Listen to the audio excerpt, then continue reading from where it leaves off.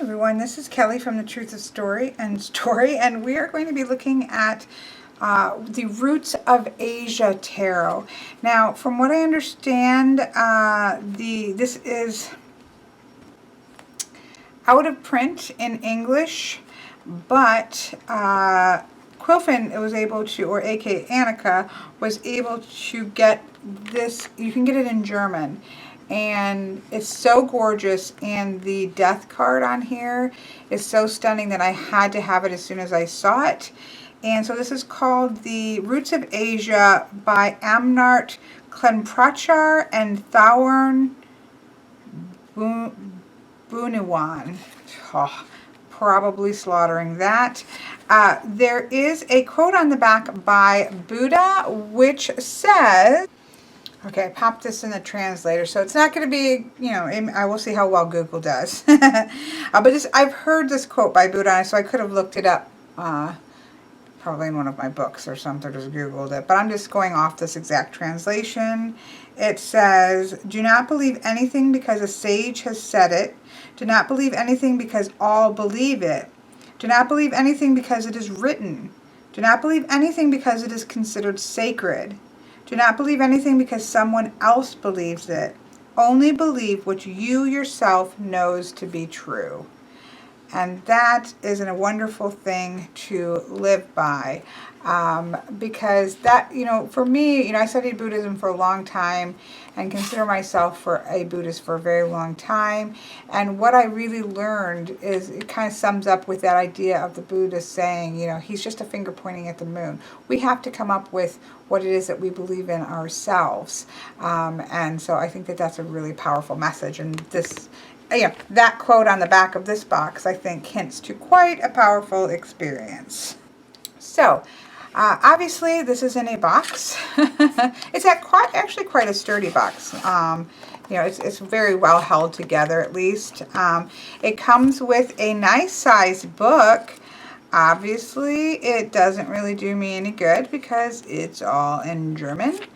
However, it's a nice size book. Then, like I said, there is a interesting wheel there. Almost like a wheel spread of let's see, 23 cards. I think that's the highest number I see is 23 cards, which I may get Annika to explain to me what that is once I have these all trimmed down. But other than that, I can't tell you a whole lot. There is a link. I will put a link below to Quilfin's review of this. She obviously speaks German. She is German. And so I'm sure she probably talks about the guidebook in there if you want to know more about it. However, if you are an English speaker who does not speak German, obviously the book itself isn't going to do you a whole lot of good. It's very nicely put together. And again, it's 96 pages. So it's a nice little white book. It feels really nice. So that's, you know, that's a short thing. Decent tuck box. Really, it's quite sturdy for a tuck box. And decent looking little white book if it was in English. Well, I mean, it's decent even in German, but in terms of, for me, it doesn't do a lot of good. Size-wise, we have, this is a Llewellyn card. And it's the same exact width as a Llewellyn, just slightly taller. Not by much, just a little bit. But otherwise, it's slightly taller. It has a nice feel to them. They're not super thick or anything. It kind of feels like even a low Scarabeo. You know, I'll see when I shuffle it. But, you know, it's a nice, it's definitely glossy, but not horribly glossy. And yeah, I quite think that I don't think it feels bad at all. Here's the backing, which is really gorgeous. We can see the mouth here, a nose here, sort of arms cradling, sort of eyes up, it kind of in this vortex in the middle. Now, obviously, some of this is going to get lost when I trim it because that's going to be the image. Let's see, it's going to go... Not sure if the mouth will be. The arms, we're going to lose the arms there. But, you know, some things must be sacrificed. So there we have that. Look at that. So then let's take a look at the cards themselves, because obviously that's all I can really speak to in this deck. But this deck really moved me when I saw the image. Now, Annika messaged me when she was opening hers, the death card and another one. And I can't remember what the other one was. But as soon as I saw the death card, I had to have it. And some of it was because of a poem that I wrote. And I don't know if I have that or not. No, I deleted.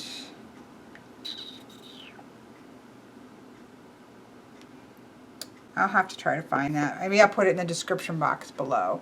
So there's a poem that I wrote that when a while ago, and as soon as I saw that card, it was like, that's the image for that poem. so I had to have it. So here we have the gorgeous Fool. So the Fool is 0 in this deck. They have it at the end, which some people put the Fool at the end and some at the beginning. He really functions at both sides. I love that this is sort of a unisex. You know, this could be male or female. I really like that image. I love that coming from the heart chakra there. He's just he's experiencing life through the heart, and he's wide open. I think it's just stunning. The artwork is really beautiful in this deck. Look at the Magician. He's got everything he needs in his hands. Oh! See, look at, we do have a sword here. We do have a cup here. We have a pentacle here, and we have a wand with a lotus on the end. So we still have the 4 elements there, but he's got it all in his hand. Love it. So much do I love it. Look at the High Priestess. You can see the shadow and the light encompassed within her body. She is submerged in the water. We have the sun and we have the moon. The clouds, I mean, it's stunning. Look at that. That is just a stunning High Priestess. Look at the Empress. She's like made from the cosmos and made from the earth. It's like the earth has unfolded and is her mantle.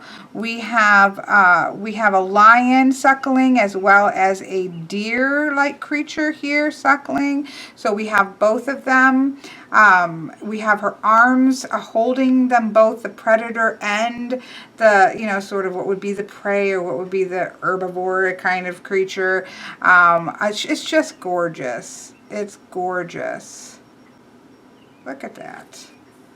Here we have the Emperor, who is, you know, again, his crown chakra is there with the sun over the top of it, because we just think about the sun with the Emperor and the male kind of energy. We have sort of the mountains. He is almost like the mountain range that is encircling this valley of protecting, that sense of enclosing, protecting, bringing order that the Emperor shows. That is just, I just love this deck so much. Look at that. That might very possibly be my most favorite ever Hierophant. It's the Teacher. What is the Teacher? Well, we have, obviously we could kind of see that as Buddha. We could see that as ourselves.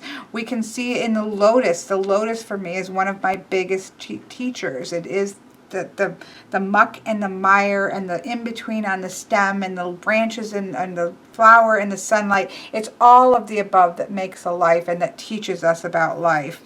That is just absolutely gorgeous. I'm not usually that fond of Hierophant cards. This one is a huge winner. Here we have the Lovers. Again, stunning. Feminine and male energies, kind of watery colors and the sun colors, but you also have air and earth. So you really have sort of air and water feel, and we have earth and fire feel, and you see that combination of the both forces and that decision. They're clasping each other, right? They're making a conscious decision to hold to each other. I think it's stunning. Gorgeous Chariot. light and dark horses, very serene charioteer, which again could be male or female. I think it's probably male. It looks very much like you would see Buddha images, but it can be either. Very loosely holding the reins, confidence, but serenity in that confidence that is stunning. Oh, I love this deck. Yes, indeed. Yes, indeed. Here we have a gorgeous strength card. So obviously 8 is strength and 11 will be justice. We have the lions here. Peace, at peace. They're at peace and calm. She's at peace and calm. There is just that sense of, again, serenity. This deck, I think serene is quite the word for this deck. Again, the Hermit, serene, meditative. He is the mountain, right? He is the top of the mountain. The lantern is his mind, or his crown chakra, is his thought. He's going inward, right? He's going inward. He's going inward to go outward, sort of idea. He is the light that shines for others. Blah, blah, blah. Gorgeous wheel here.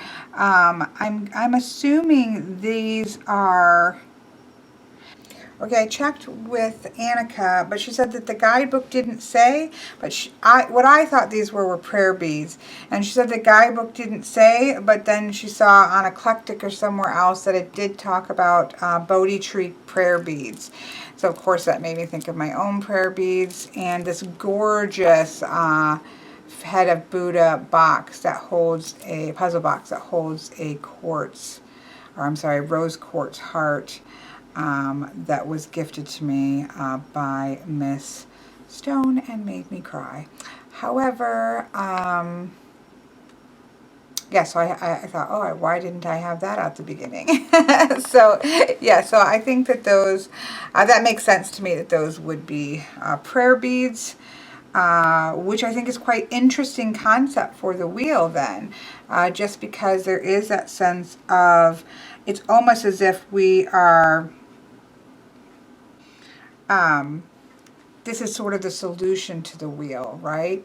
That the way to stand at the center of the wheel so that you're not spun around so much is through meditation, is through focusing on the now, and dealing with what there is to deal with now, being in that moment versus kind of looking past or future where the wheel might be turning one way or another. So I think that that's really quite beautiful, because that's what I talk about a lot when the wheel comes up, about needing to stand in the middle, where I think this actually exemplifies standing in the middle. So then we have number 11, which is in this deck would be Justice. And look at the beautiful reflection that we have here.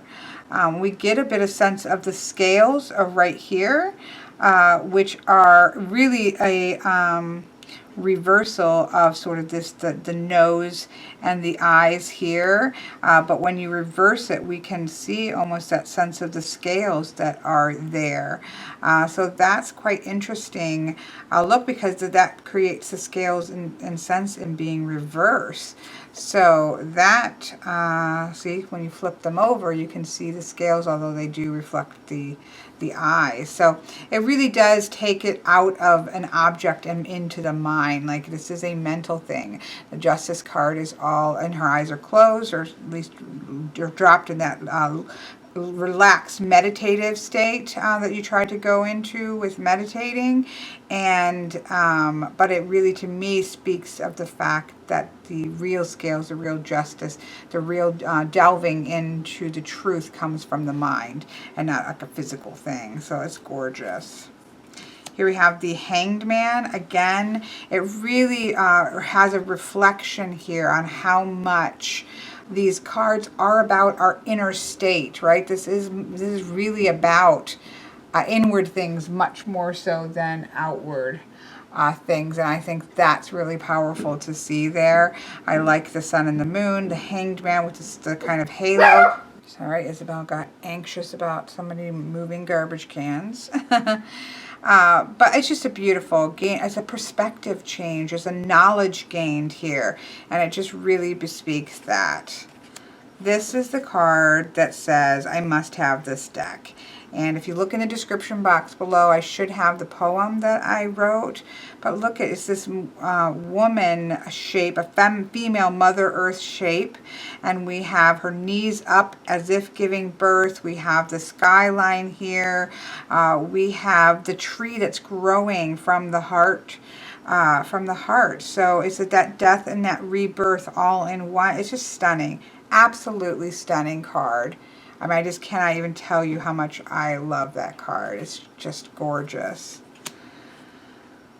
Look at this. You're mixing from the above and below, and this is like, you can see the shoreline of the beach, and this is the cosmos, and we have, you know, temperance here. I cannot tell you. I mean, you can see with your own eyes how absolutely gorgeous this deck is. It's gorgeous. Here we have the devil, and when I translated some of this with like Google, I got the idea that this is about the battle between our highest self and our lowest self, and not giving over or not feeding the false self. So we kind of have that gold band here. We have the tree of life here up here. We have sort of this battle between our false selves with wearing masks and our real selves. And so this again really places the structure and the archetypes of tarot where they are, which is it's very much an inner landscape. Now, can we use them for outer landscape things? Of course, but the cores or the roots. This is called the roots of Asia. The roots are in that inner world that I think is just fantastic. Here we have a gorgeous tower. Again, what I just said, we have a figure of the body here. So this is all internal. These tower moments, even though external moments can happen to us, what we do with all of that, how we process all of that, what that creates in us is a very much an internal struggle. And so to see that moment of tower and how is that impacting us physically and internally is what we don't have control over. Physical tower moments, but what we do with them, how we react to them, how we process them, that is all something that is internal. The gorgeous star card. I mean, how stunning is this? Absolutely beautiful. You can just see all the planets. You can just, up in the cosmos. You can see universes. I mean, it's just beautiful. It's hope. And she's like blowing bubbles that are planets. Look at this. This is truthfully probably one of my favorite. I love this. I love this card. I'm just kind of yanking some things out here because, yeah. That's probably one of my favorite moons. She is completely submerged, and she is in herself. She is completely in herself and submerged and serene and dealing with that sort of inner things. The light of the moon is causing this pathway, and she is following that pathway, and she is not being blinded by illusion, but is sinking into the depths of the moon energy. I just love that card. Pure and simple, just love it. I don't like suns, faces and suns, but this isn't an actual sun, and it's absolutely beautiful. It's the sun. It's our power. It's got that. It's just a sweeping landscape of our power when we are fully in control of our power, of our knowledge of the things that we've learned, and we're coming into the fullness of that power, which the sun card for me really bespeaks of. I just think, it's a very powerful deck. Look. So, okay, so here we have the stunning, death card. And then here we have the judgment card, which is just, it's a rebirth. We have things that are collapsing and things that are growing, and it's just constant, beautiful movement and cycle.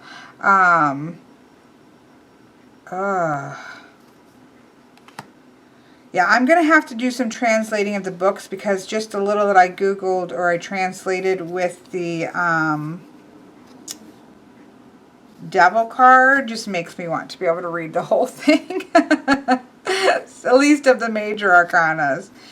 And then here we have the World 21. Again, I'm not always a huge fan of the World cards. This is gorgeous. The two decks that I have received to, you know, together with these two cards, this deck and the Ludi Lescott, both of them have absolutely stunning World cards.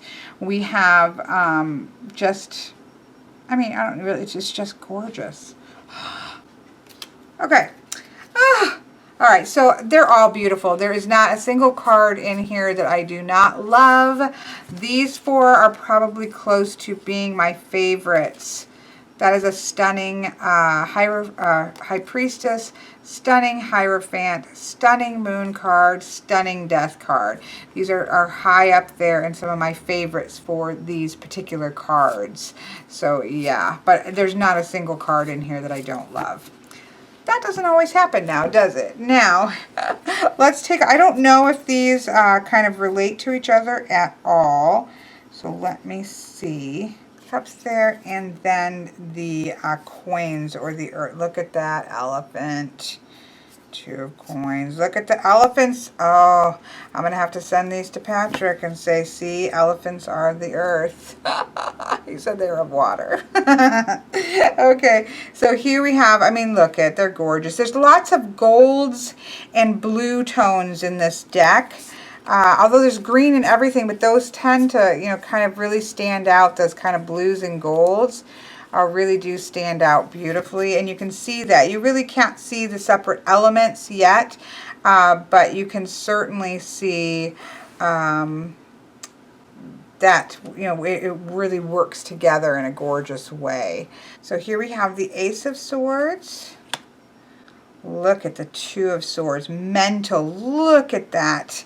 Look at the ravens or birds of prey, whatever. They have a hooked beak, so that would be more like falcons and hawks, and I'm horrible at that, but that's absolutely stunning. Again, it takes the swords and puts it where it is. See the closed eyes here? It's in the mind. The swords are taking place in the mind. It is the mental air energy, and it really firmly plants it there. Oh. Oh, look at the Three of Swords. Look at the clouds have made these massive wings that are almost starting to block out the sun. Oh my gosh, do I love this deck. Look at the Four of Swords. Resting. The wing. She's got one sword that's her arm. Oh, there. 1, 2, 3, 4 swords. So it looks like Ace of Swords, 2 swords, 1, 2, 3 swords. So it looks like they're at least, because it's going to make it quite easy for me when I pull, cut all the edges off.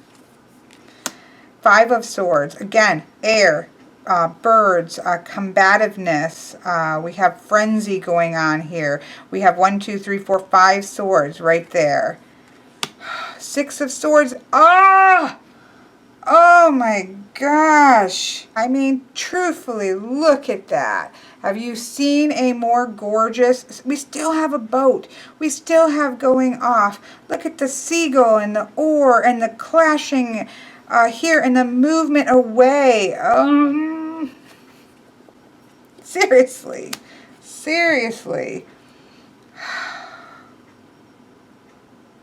This is interesting. We have a pair of flip-flops here.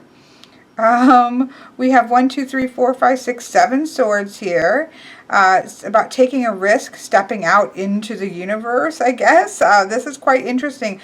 This is one that I will want to look up the description of, but I can read with that beautifully.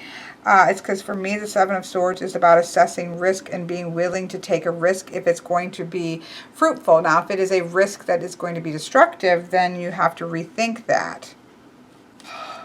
Look at the Eight of Swords. She's covering her face. She's covering her face. It's in the mind. She needs to just drop her hands and be freed from the situation that she's in. The bird is on her head. She has everything, all the knowledge and wisdom she needs in her head. She needs to take her hands off of her face. Oh my gosh, oh my gosh, oh my gosh. Look.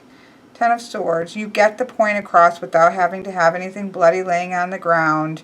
You get very wait, is that the 10 or the 9? See, I'm getting confused. Okay. Here's the 9 of Swords. I'm so excited. Now, I don't see this so much about nightmares, but again, look at how oppressed this bird is down here. It's being weighted down by all that is in their head, and what's above it is this giant, everything has been made larger than life, because that's what, for me, the 9 of Swords is about, is when we take something that may be real, maybe a real difficulty, and we make it larger than life, and then it's just weighing. Look at, you can just see the bird, how it just looks like it's being pressed down upon. Just stunning. Absolutely stunning. And here we have the 10 of Swords. You know, again, we get the picture of this, I think, without having, you know, this ego bloody on the ground. It's the 10 of Swords, and it's gorgeous. Here's the Page of Swords, which seems to be feminine. We have lots of birds going on. We do have the sword above the head in her hand. So I do like, I don't know if all the pages are that way. We're going to see. Gorgeous Knight of Swords. Very energetic movement going on. Riding on a chimera or something. Stunning.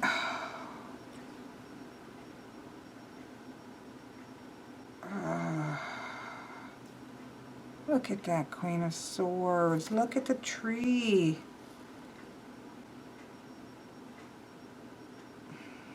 And then there's the King of Swords. Look at the bird figure and the tree again. Of protection of the tree and the kings and the queens. So clearly very, very heavy bird energy in the swords, which is of course perfect. And it's perfection. I wouldn't change a single thing about the sword suit. I'm actually a bit overwhelmed on how fantastic it is. So here we have the Ace of Wands. We have almost like lotus feeling here, and we have a tiger, so I don't know if we're going to have tigers.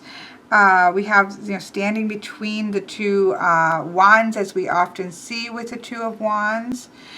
Here we have Three of Wands, and yes, here is again sort of a tiger-ish between its teeth, and then the lotus at above. That's so interesting, isn't it? So cats, it looks like big cats. So here we had a tiger. This is definitely some kind of a cat, large cat. Here we have a leopard. So we're definitely seeing large cats in the fire, or in the wands. And we have the celebration going on. There's a lightness here. Look at that. So this would be the 5, which is again conflict. It's in the hand. It's almost that Wolverine. That's that sense of that coming out from the nails even that we see here is actually kind of what we're seeing here, if that makes sense. But again, it puts it in our hands, which is quite interesting.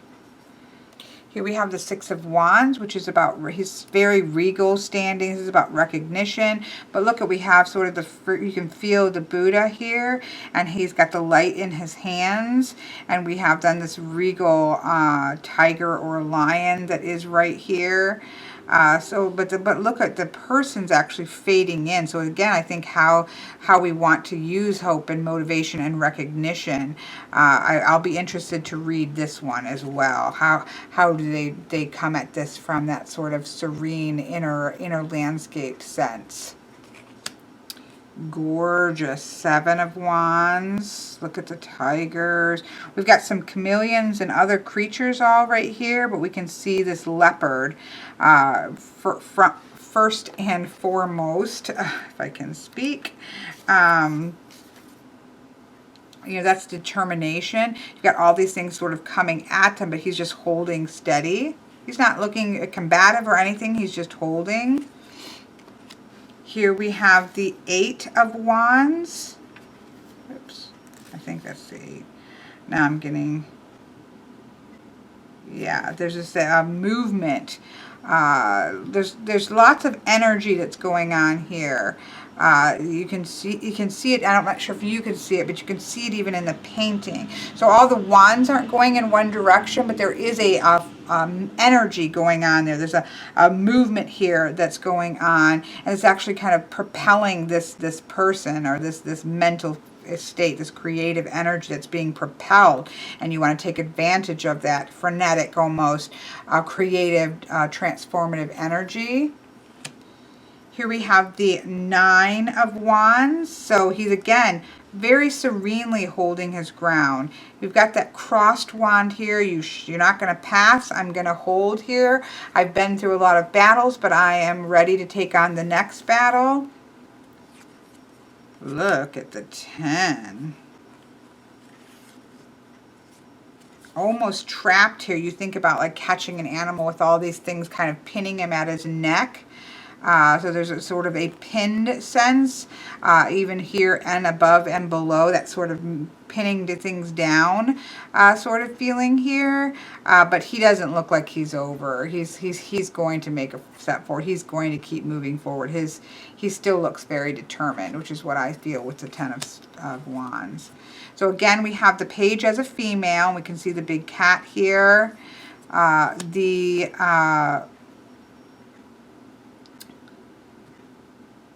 Knight of Wands, we can see, again, a kind of a feeling of being on this large cat here, although you can't really, it's a little bit, even over the top of the head, you can see a kind of superimposed image of a cat.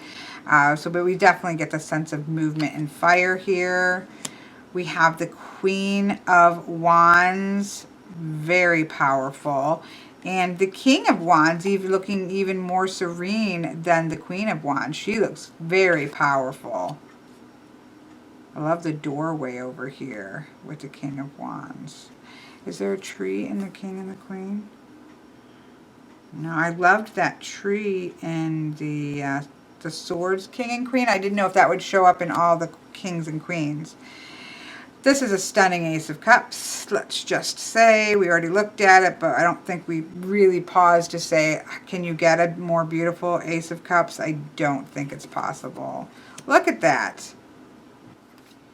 Look at that. I mean, just, do you want me to say anything else about that? I don't even know what to say about that other than, yeah, that's absolutely gorgeous. So, what else? 3 of Cups. They're just, okay, let's see, what animal are we looking at?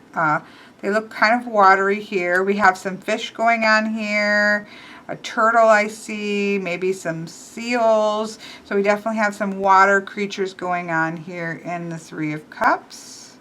Lots of them, community.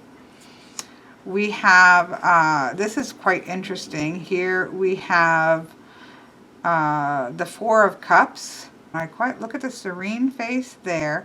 We have what almost feels like a fishing pole that would have these two things, and they're opened up. But look at, some of the cups are filled, some of the cups are, we have the energy kind of going, connecting between the two of them. For me, the 4 of Cups is about stability. It's a stable emotions. 4 is a number of stability.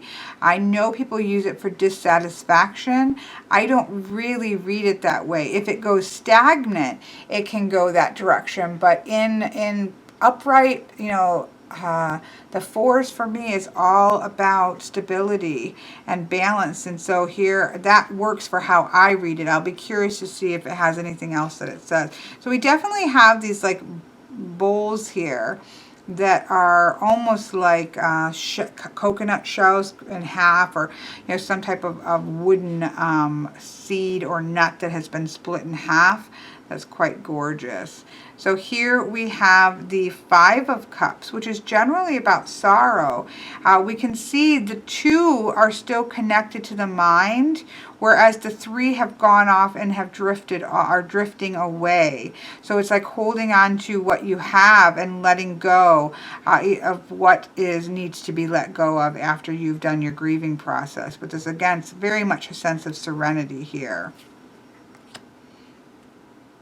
Here we have the Six of Cups with all the fish here. I love the dolphins and the whales up in the sky. That makes you think of sort of laying as a child and looking at the clouds and seeing the shapes in the sky and that kind of thing. So you do get that idea of the Six of Cups, of seeing the world fresh and through the eyes of a child and through that sense of wonder when we can see whales and dolphins flying in the sky.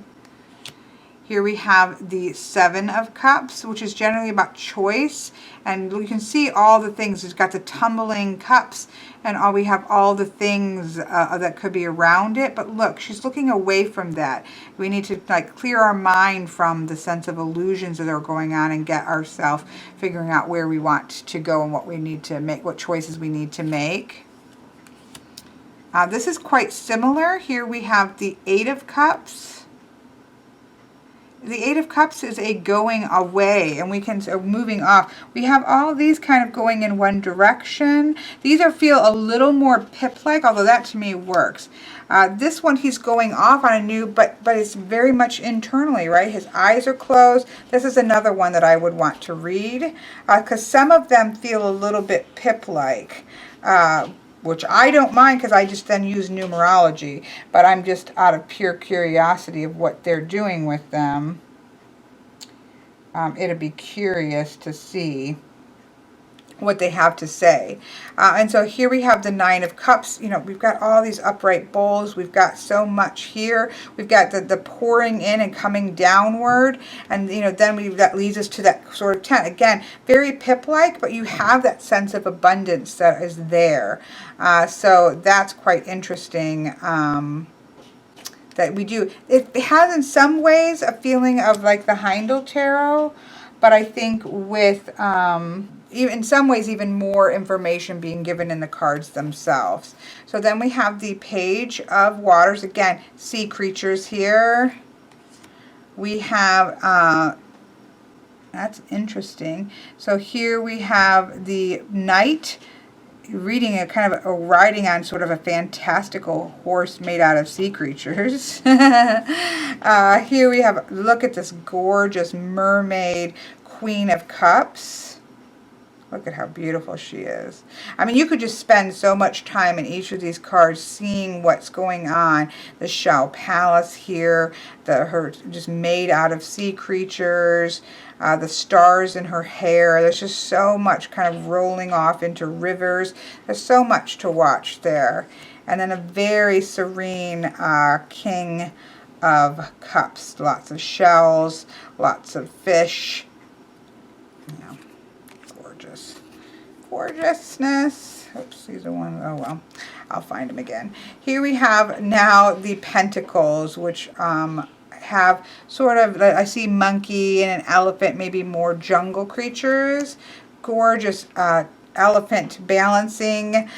Here we have the beautiful Three of Pentacles. Look, it's the seed, right? And then we've got a little bit of growth here, and we've got that sort of shooting straight up almost in light at the top. That kind of levels of learning that we can see as we're mastering things. We have the Four of Coins. Now we do have a little bit of the grasping seen here in the trunk, but it's not always. Like when we do see water coming, seeing these is kind of not being used, whereas these are actually, it's kind of interesting here because we can go with the sort of holding on to, but we can also just, it's the time to hold, to be steady and strong in your resources. So I like that I could read that either way. Here we have two elephants that have fallen in a hole. This is the Five, which is of course a disruptive energy here. And so we have elephants that look like they have fallen into a hole. So it looks like a house up there on the top. So we definitely get that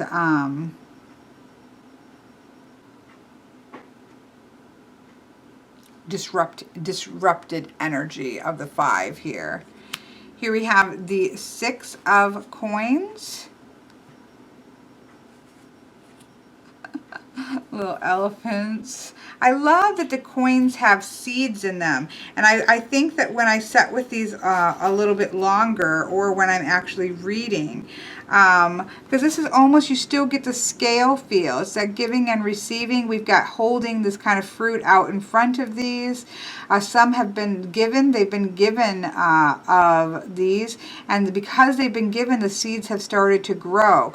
The coins here that haven't been given aren't growing anything. So it's like that act of giving our resources causes those to grow. That's pretty cool. I think that looking at which seeds are growing inside the coins and which aren't is going to be quite interesting. Same thing with this disruptive energy. None of the seeds inside the coins are growing anything. So I think that's going to be quite interesting to pay attention to in the Pentacles. Here we have the 7, where we have growth coming out of all of them. You know, you've planted all the seeds. Now you're just waiting for them to fully bloom. Here we have the 8 of Pentacles here. This is, you know, beautiful. Look at, he's holding that up. Whereas the other one was kind of grasping it in the 4. No, not the 4. 1, 2, 3, 4. It's kind of down and hidden on his body, whereas in this one his head is thrown up. He's holding it up for recognition. There's definitely more of a, you know, the foot up on the, it just looks much more triumphant and much more recognize, see this kind of thing. Here we have the 9 of Pentacles. Can see various trunks and elephants, but there is just such a sense of prosperity. The ivory tusk being very prominent here is quite stunning. And then look at the 10 of Pentacles with the baby. Aww. Look at that page. She's beautiful. Almost looks like a leaf of lettuce that has grown out of the ground. The Knight on an elephant. The stunning Queen of Pentacles, abundance, like literally fruits and things growing off of her. So that's just gorgeous. We've got that light from the seed shooting straight up and out of her. And then again, it's literally, you know, Mother Earth and the physical male energy of the earth here as well. So just stunning. These are just 2 extra cards. There we have it. Oh, so beautiful. I'm going to go ahead and shuffle these.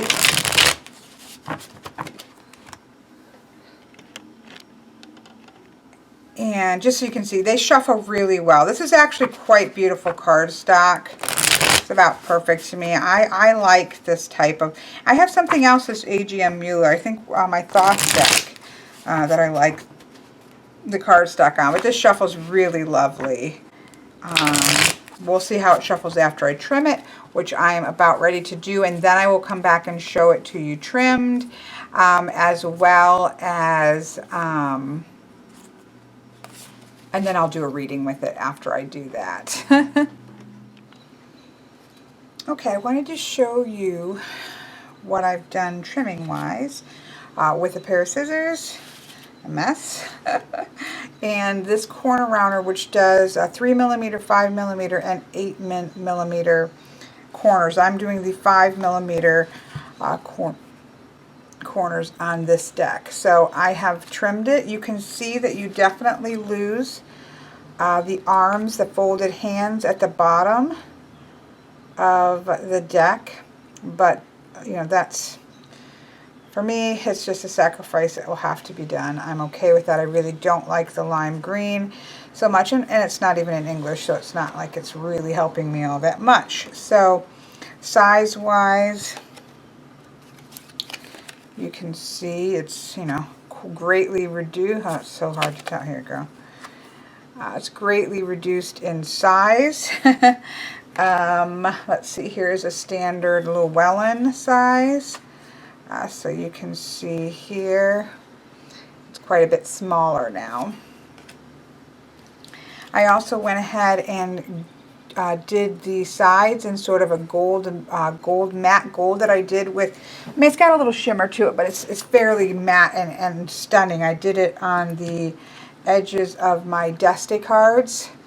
And so I went ahead and I was struggling back and forth, but there's so much gold tones in this deck that really pop out.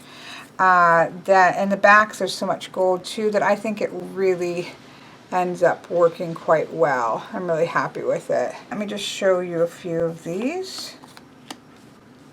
So you can just see how beautiful these are. Now I tend to do readings on a blackish background with some pattern like this one, but still mostly black. And I just think that that pops beautifully. It's gorgeous.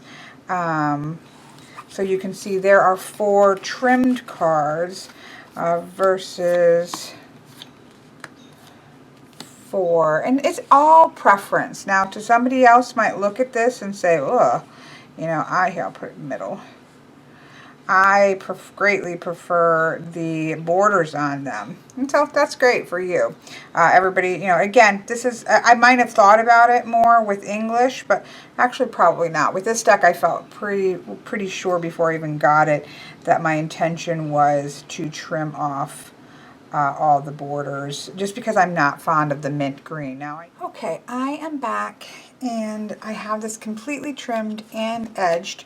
I ended up using, I don't know if I showed this before, this is a Winsor Newton pigment marker in yellow gold.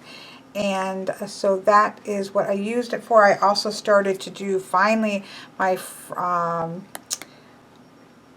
Fairy Oracle by Brian Froud is just perfect for it. I just realized it when I was doing it that it was just the perfect color, so I'm going to be working on that tonight. It's so fast with this. It literally goes zip, zip, zip around, let it air for a second, and then you're done. So, yeah, I'm doing that too. But that's what I ended up doing because there was just so much gold tones, and it just works beautiful. Look at that moon card. I found that this really reminds me of the Heindel Tarot, but at a more cosmic level, if that makes sense. I don't know. The Heindel Tarot is very grounded in a way, where this is very cosmic feeling oriented. A lot of things in the cosmic sky, a lot of planets and universes and things like that. So there's a couple interesting looking spreads here. You know what? I need to turn this off. There's a couple interesting looking spreads in here, but Google Translate was doing some weird things with it. And there is a chakra reading spread in there. So I'm just going to go ahead and do a chakra spread because that makes sense for this kind of deck for me. And I'm going to go with some just base. You know, I really like the, in my, you know, this is my little information little black book.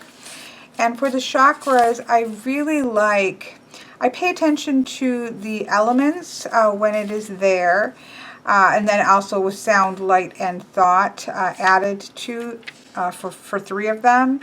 But I like these to know, to perceive, or like your intuition, to speak and to be heard. So that's kind of what I use for chakra based. I kind of use the element as well as the that kind of, I'm not speaking very well on my that crisp concise definition of the chakra. So that's kind of what I do with chakra readings. So I'm going to go ahead and do those. I also am not going to do it in a straight line because 7 is not going to show up straight down. So I kind of build it 1, 2, 3, 4, 5, 6, and then I put the 7th at the top. So that's just how I do it.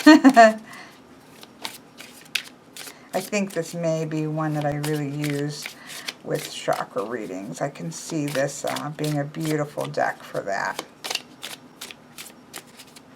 Well, this is quite well shuffled. It obviously doesn't shuffle as well once trimmed, but it's not much of a difference. This actually is quite good cardstock. I'm really happy with it, with the cardstock. It still gets a little bit of the chunky shuffle sometimes when you don't get it quite, because you know it's not perfectly even. That's just the nature of trimming a deck. You always run that risk when you trim a deck. Okay, so splits beautifully the way that I split things. So I'm going to start here at the bottom. I'll move things if I need to. And here we have the base, and of course for me,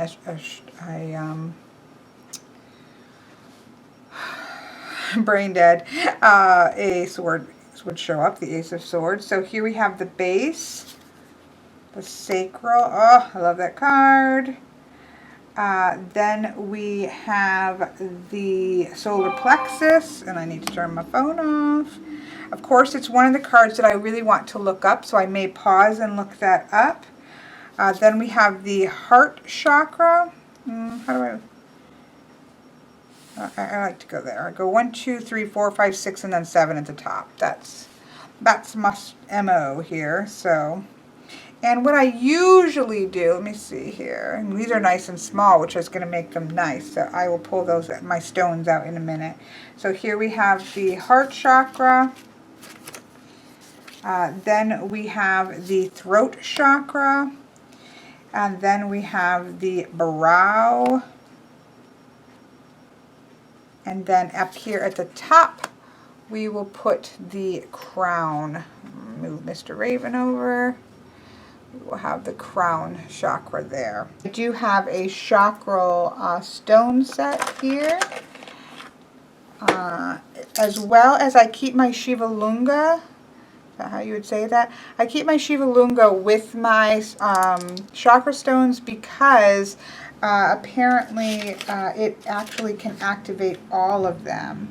And so that's a good one. So here we have the base, the sacral, the solar plexus, the heart, the throat, there, the brow, and the crown. There. There we have lots of chakra goodness. Chakra goodness. I'm going to pause for just a minute and look up the judgment card. I'm going to try to translate the judgment card, at least a bit of it, just to get a feel for where they're going with this, because it's so interesting. One second. Okay, I am back because I wanted to look up judgment because it's interesting. I really love this card, but I wanted to see how it, it's coming from a Buddhist perspective. I wanted to see how they addressed it. I love that Death and the Moon, which are the two cards that I said I loved the most in this deck, and here they showed up in my first reading with it. So I think that's pretty amazing. Okay, so I looked this up and did the best I could translating it with Google Translate because I wanted to see how they approached the judgment card. I really liked the looks of the card, and I really wanted to see, how they addressed this, and it's just gorgeous. You can see the walls that are kind of crumbling down. It talks about discarding worldly illusions, coming out of that sort of the imposed captivity of kind of the physical life. It's talking about being freed from limitations. It's the new awakening, and it ends with what I can gather from Google Translate to be around the idea of enlightenment calls, and so it's that sort of discarding the physical body because enlightenment is calling, which I think is quite beautiful version for the judgment card. I love it. Love it, love it, love it. So okay, so and can I just point out, I didn't even notice it when I was laying the cards down, but because I was paying attention to chakras, but my two favorite cards in the deck showed up in my very first reading. So how awesome is that? I feel like that is an indication that we should be working together. So I'm going to put this guidebook away because obviously it's not going to do me any good here. Stick this out of the way. Okay, so let's take a look at, so we're going to start here at the base chakra. And so this is also the root chakra. And this is about to be and to have. This is the key word for this is about survival. And, this is the earth energy of the chakras. And so here I have the Ace of Swords, which I think is really an interesting card because, again, it's quite it's an air energy card, and so we have the idea of the mind and the thoughts being key to right now paying intellectual attention to that groundedness, to the earthiness, to even to the having. If you think about having, for me, that's sort of acquiring things, it's the resources and that kind of thing. And this for me, just in a very strictly practical sense, which the earth's energy is very much about practicality, is that sense is it's time to impose some intellect over in resource gathering. We can just leave that as is. It's time to pause for a moment. So yeah, loud and clearly, I can hear this personally for myself. So then we move on to the sacral chakra, and this is the water energy chakra, and this is the translation of this is sweetness, which I quite like. This is moon energy, and we have the moon here. So that's quite interesting to me, but this is to feel. This is our feelings. But look at that. Sacral, right there. Moon this is that's for Saturn. This is for the moon, and we have the moon showing up here. So this is about our feelings. This is about going deep. But look at this moon card. This person is so at ease with their inner self, right? She's just floating. There is nothing that I find to be closer for me to kind of touching source, touching divinity, as this laying in water in the middle of the night and just floating where just your head face is out like this. I used to do it when we had a pool in the backyard. I would go out in the middle of the night, sans bathing suit, and just float in the dark pool with your face up. Just that's all it really is, up above it, and the water covers your ears, and so everything is muffled and the movement is there, and it's just such a powerful in the womb, I guess, kind of feeling, but it's in that sort of in the divine sense of the womb. And so that's, I guess, why I really resonate with this image. So for me, there is in this card that sense of complete submersion and comfortability with your emotions and with what you're feeling, and just letting them be, whatever it is that you're feeling, just letting that wash over you and then continue to move on, which is what Buddhism and meditation is all about, is that sort of touching, letting things just wash over you, not trying to escape the feelings, but just simply being in them. And that's what I really see here. And I think that's really gorgeous. And then we have here in the solar plexus, which is the power, we have here that kind of has the idea of power, and this is the fire energy. And so we have the judgment card here, which is, as I just was talking about, that feeling of sort of letting go of the physical boundaries, and sort of opening ourselves up and going into this kind of new awakening in power, right, in our source of power, in our transformative energy, and that creative energy, that just kind of fully embodying it, fully opening up to it, kind of moving into that next phase is there. So that's pretty powerful. But then look what we have in the heart chakra. This to me was particularly poignant to have them show up today in a reading, because today is Friday the 13th. My son passed on a Friday the 13th. It was not today, it was in December, but Friday the 13th now hold a strong significance for me because of that. Not in a horribly superstitious way, but it is a powerful number. And to have, you know, and then that day, that to be the day that he passed from this earth into that sort of next, whatever is next for him, is very powerful. And so I'm certainly feeling that. And so for this to the death card to show up, as well as for the Three of Swords to show up tonight, is quite interesting. But here, with it, you can see we have it at its axis. We have the moon, and just sitting with the feeling and allowing whatever that means to me, allowing that to simply be, is very powerful.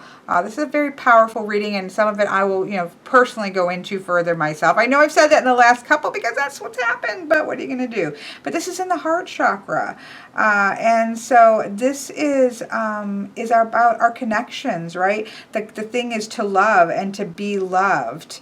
And so we have that sort of, it's death here, but it's a beautiful becoming one with the landscape and this new tree that's growing out of it.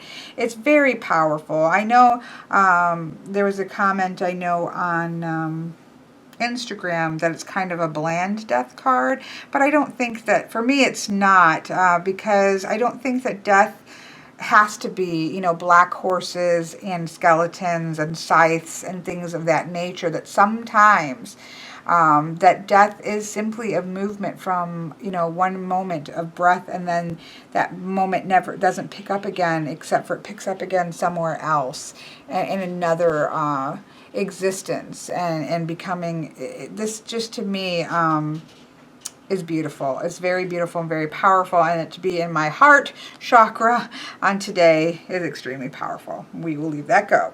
So the next chakra that we have is the throat chakra, and so here we have the Eight of Wands. Let me make sure, because I did not write things down because I wanted to see if I could deal with it without it. 1, 2, 3, 4, 5, 6, 7. No, it's the 9th. So the nine of wands, which is that kind of standing the ground. And I really like this one because now I remember this. I really like this because we have the crossed one right across here that sort of is that line in the sand. He's standing his ground. I think that that's really beautiful. He's been through the battles. He's been through things, but he's very seated in his power. He is not letting fear dissuade him. He isn't letting exhaustion dissuade him. He is simply waiting. He is at pause. He's pausing and seeing what's going to come next, but he's going to meet that with strength. And this is in the throat chakra, though. So this is about speaking and to being heard. It's about communication. And so kind of that's very interesting to me, because I'm not, I'm a person in many ways, from the way I was raised, who's very much, I don't, I kind of lost my train of thought because I was looking at all the lotuses on here. Sorry. I don't deal with confrontation well. I'm not a confrontational person. I'm not really an argumentative person. I like to debate, but on a respectful grounds. I don't really engage in like even verbal, like a back and forth. I think it wastes both persons' time for the most part. So I like this calm, because the Nine of Wands can be confrontational. They are kind of sometimes embattled and waiting for something. So I can think of verbal, and so that is that sense of holding and just waiting and being there in the moment and seeing what comes and being prepared for that, but not getting caught up in the frenzy of it. So that's quite interesting to me. It's something I'll have to set with that a little bit more, but I love that card. This is in the position of the brow chakra, and this is about perceiving. This is the intuition. This is, I think this is gorgeous. And the Three of Swords, of course, is a very powerful card for me. It is about loss. I love the way that the clouds have taken on the form of the wings. There is a power in this Three of Swords that is almost as if it's saying to me in this position on this night that the loss and the everything that to deal with the continual in ways losses throughout a long period of time, and then of course the final loss and all that that means to me in terms of grieving. All of that is become part and parcel to my intuitiveness, to my empathy, to my compassion, to my my way that I perceive the world, the way that I perceive other people. It is actually, this is very empowering for me, Three of Swords. It says that that has become part and parcel to my power. And I think that that is very powerful. So yes, then at the crown chakra, of course, we have this is at the top of the head. This is about knowing. This is the enlightenment card. And here we have, let me make sure, 3, 4, 5, 6, 7, 8, 9. So here we have the 9 of Cups, which is a very abundant card, right?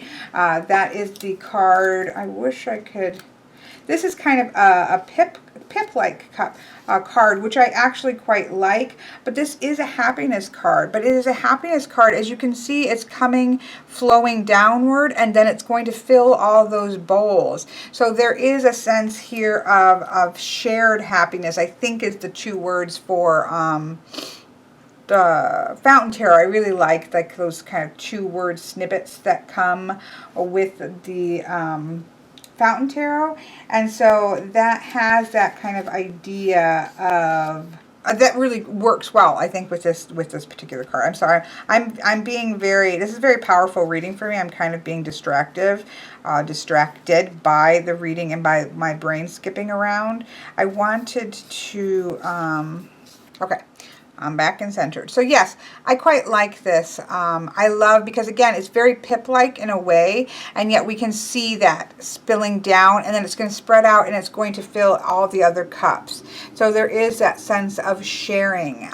So in this kind of a position of enlightenment, and in the position of knowing, right? Oops. I'm so discombobulated, and I put this away when I didn't really want to put it away. Yeah, so in this position of knowing and enlightenment and clear knowing, we have that, and it's cups, so it's emotional sharing. So, you know, we have this, how this has so much impacted my heart chakra, and then here we have that idea of that becoming sort of my power, part and parcel to my power in an emotional sense, that emotion of this act of dealing with loss and grief, and then how that is converging and being part of my knowing, and part of what I'm actually going to then share down with other people as being very important and key for me, which is very clear. So quite a powerful first reading, can I just say. Let's just say this is really a powerful, and again, I really like this hinging here, because this just says, just, you know, to be with it. And I'm getting there. I'm getting to that point when, even when the kind of rougher times come, it's just kind of being in it, allowing it to kind of take its place, just floating there. And then when it's ready, it kind of will ease off and float off. And I'm getting back to that point, which is, you know, what I really learned on how to deal with these powerful emotions when I was actively studying Buddhism and meditation and these kinds of things. And I feel like I'm sort of getting my ground, finding my center again in that type of reactiveness of just kind of being with it. And so that's a really positive thing. So there we have it. I know sometimes these readings, I do better, I think, just picking random people's questions because it just goes too deep sometimes. So, but there you have it. This is a beautiful reading, I think, from the Heart of Asia, or I keep calling it that, the Roots of Asia. It's definitely a deck that I will be doing a lot of work with. And I think, again, I really feel like this is going to be a beautiful deck to use for my chakra readings, which is something that I really enjoy doing. And I think this is going to be the deck that I'll be working with that on. So there we have it. Thank you for watching.